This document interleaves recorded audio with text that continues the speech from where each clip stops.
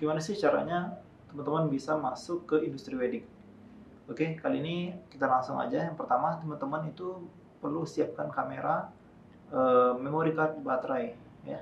Itu hal yang paling utama dalam usaha fotografi wedding. Ya, gimana caranya teman-teman? Teman-teman bisa searching ya, di marketplace ataupun di toko kamera, DSLR ataupun mirrorless ya. Dua tipe itu aja. Kalau DSLR teman-teman bisa ambil mungkin 600D di Canon ataupun untuk mirrorless teman-teman bisa ambil di Sony, Sony A6000 ataupun di Fujifilm ya, ada X-T100, ada X-T10 ya. Lalu apa selanjutnya? Teman-teman bisa ambil memory card ya. Memory card teman-teman bisa ambil di SanDisk, ya ambil yang 16 GB ataupun 32 GB, ataupun merek yang setara dengan SanDisk gitu ya. Teman-teman jangan lupa untuk beli satu buah speedlight ya. Speedlight ini adalah flash. Saran saya untuk membeli brand dari Godox gitu ya.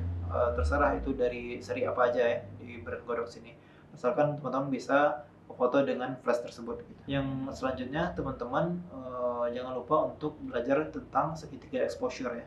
Jadi ini adalah kunci bagaimana teman-teman itu bisa masuk ke industri wedding. Teman-teman harus menguasai secara benar bagaimana cara mengatur segitiga exposure di kamera teman-teman. Untuk segitiga exposure saya punya videonya, teman-teman bisa ya klik ya link di atas bagaimana cara untuk mengatur segitiga exposure. Langkah selanjutnya kalian bisa hubungi teman-teman yang sudah dahulu untuk terjun di dunia fotografi wedding ini. Ya tentu dia sudah lebih pro dari kalian, ya tidak masalah, teman-teman bisa ikut foto bersama mereka. Jadi bahasanya teman-teman hanya membantu di wedding dia tanpa untuk mendapatkan honor. Tapi kalau misalkan diberikan honor, ya diterima saja ya teman-teman. Lalu teman-teman bisa belajar di sana banyak hal ya, mulai dari cara angle mengambil foto, cara untuk mengambil foto yang bagus ya, pose-pose pengantin teman-teman bisa kuasai di sana, dan bagaimana cara berinteraksi dengan pengantin tersebut ya. Jadi teman-teman bisa belajar di sana. Bahkan teman-teman bisa juga belajar nanti kalau misalkan dikasih lihat proses editing, teman-teman bisa belajar editing di sana gitu ya. Jadi teman-teman bisa setelah mencoba di satu vendor bisa magang di vendor yang lainnya gitu ya, agar teman-teman bisa lebih cepat berkembang.